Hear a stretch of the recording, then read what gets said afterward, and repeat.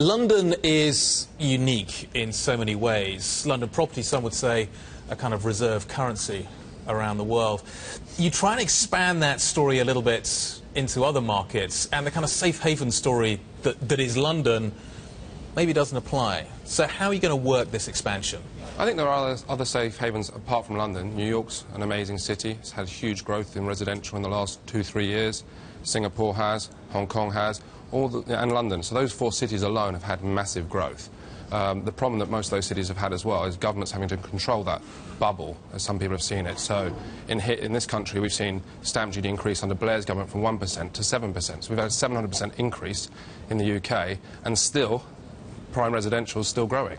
And most people would say, well, you know, you have a 700% increase in any business, that would put the brakes on. They've had the same problem in Singapore, they've had the same problem in Hong Kong. But I think, you know, London will always do very well. Are we in a bubble? I thought the prices were topped out 2 years ago. They continue to grow. So, and the difference is now from 10 years ago or 20 years ago is that 10 years ago or 20 years ago there was only a few people looking to buy, maybe rich individuals or maybe a few sovereign wealth funds. We now have every sovereign wealth fund in the world looking to buy property in London, whether that's residential, commercial, retail, and the same, we have more rich individuals because of the BRIC nations getting richer, and we have institutions, pension funds, all chasing the same assets, and that puts prices up. And they're having the same problem in New York, Hong Kong and Singapore. Nick, a lot of these apartments, are they actually just investments? So when you look, you know, I heard anecdotally a lot of stories around London of these new developments coming in and foreign buyers, especially Asian buyers, looking at the plan, not seeing the apartment and just buying as a security almost, right? Treating it as an asset class. Currency. Is it what you're seeing? And we personally don't see that. I think that's more the house builders that go to Singapore and Hong Kong and selling off plan. The buildings are coming on in 2-3 years' time. Every single purchaser that's bought in One Hyde Park has personally come and seen the apartment. And we have, the most amazing thing is we have over 30 different nationalities. And then the other big debate we have is, do any of these people live here? Well, I'm a Londoner. I was born in Wimbledon. I live in One Hyde Park. And I spend probably 6 months of the year outside of London. I have a home in Los Angeles. I travel some other parts of the time. And when I used to live in Eaton Square, not all the lights were on at night. And specifically, if you live in One Hyde Park, you don't need to put all the lights on at night, because when you leave, there's AT security and concierge monitoring your building. Sometimes people go out and leave their lights on because they're worried about a break-in or theft. So these people are international. London should embrace the international nature of it. Yes, I think we should be concerned about key workers getting on the property ladder, first-time buyers getting on the property ladder. When I got on the property ladder, it was with a £6,000 loan from my grandma. So I think, you know, at the end of the day, we should be concerned about that, and developers have a responsibility to make sure we build affordable housing and all those different things we need to do. But at the same time, the inward investment into London's economy is huge, and that benefits the whole of London. Sustainable, David? I think it is for his own market. And the reason is, remember, the benefits of quantitative easing have ultimately been beneficial to less than 1% of the population. You know, in the United States, 90% of the gain went to 1% of the population. And here we are at the beginning of the third industrial revolution with robotics and technology. So what it means, if you look through history, at any point of discontinuity, there is always a concentration of wealth. You know, it is the way it is. It's the only way to bring the whole world up. So the last 15 years, GDP per capita has gone up by, you know, the people that came out of poverty. It's 1 billion people. To do that, you need concentration of wealth on those that can excel and bring productivity down to everybody else. So I think his own market, let's call it niche, because no one can afford a $100 million apartment. Yeah, let's say, you know, the number of people probably be in the thousands, less than Bloomberg Twitter user for sure. But ultimately, you know, it's a market that, in my view, will keep on remaining, you know, bidded. Nick, give us a sense of your brand. So you're now basically, you want to take your brand more global, right? This is through licensing, but also through expansion. Yeah. Are you worried about licensing? How do you know, expand the brand whilst at the same time keeping a very close eye on it? You put some parameters around it. So we've been asked over the last 5 years on the back of One Hyde Park to go into many different countries. Mumbai, Moscow, Singapore, New York, with developers. We've got to choose the right local partner. They have to have the development expertise locally, so they know how to build, and they have to have the right financial governance. And then we'll put the marketing, branding, interior design all around that for them and package it for them. But the 2 biggest things is, do they have the expertise locally to develop, and secondly, do they have the financial warranties and banks in place to actually finish the job? when you look at places like Moscow and you look at places like the UAE, are you concerned about sort of tenure rights? Are you concerned about the more unstable nature of the regions in which you're operating? Some, yes, 100% you're correct. Like Moscow, I would be more concerned than Dubai. Dubai is based on English law. Dubai is going through another boom time. It's amazing. If one man in this, the whole world's got a vision, it's Sheikh Maktoum.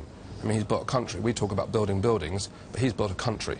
And, you know, with 2020 Expo coming on... Yeah, you know, a lot of volatility surrounding that. Yes, there is a volatility, but Dubai's become the safe haven of the Middle East. If there's problems in Iran or Syria or Egypt, any of the countries, Bahrain, Saudi, they all want a base in Dubai. So you prefer to pick safe havens? Like Moscow doesn't feel like a safe haven, but I can guess... No, but Moscow has a huge concentration of wealth as well amongst the super rich. So Moscow could be the right target. It won't be our primary target. Dubai would be our primary target, Singapore, New York, stable cities will be our primary targets. So Nick, just to get it right, how do you actually choose a city? Is it because you already have customers there that say, I'd like you to do something? Customers, and you know, we've had 50 requests already from different developers around the world. Yeah. And, you know, we've had a request from various parts of Africa. Africa won't be on our primary list to go and do business in.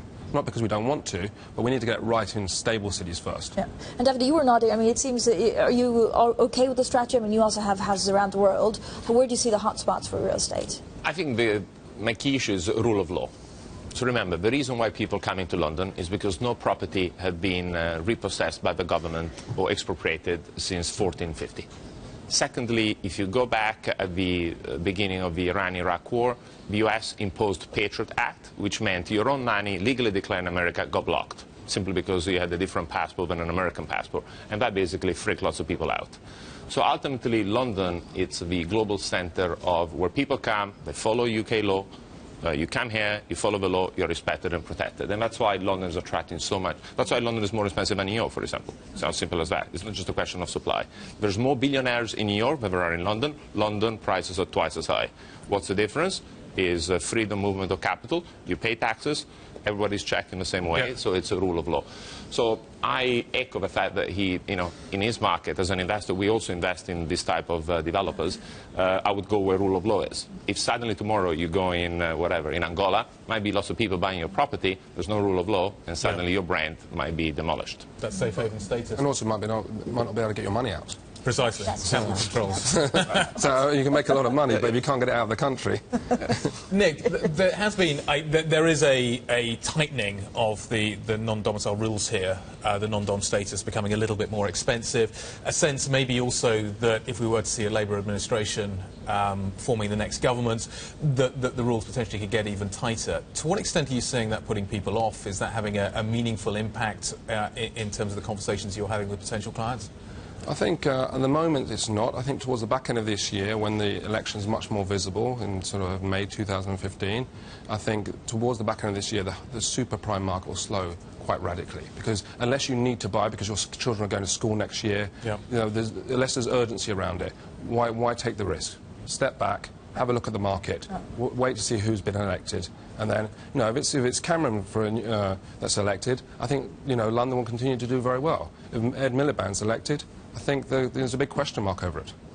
Nick, we all have, you know, terrible builder stories. I've just moved, so I have great. So I'm going to be a little bit indulgent, and I'm going to ask you what your worst builder or your worst disaster you've had in, you know, decorating. Well, putting together houses is not the easiest thing in the world. So almost everywhere will have some sort of leak. And, you know, so you're not alone. And, you know, we're reliant on third parties like you are. We're not employing the plumber directly. We're employing someone to do the job.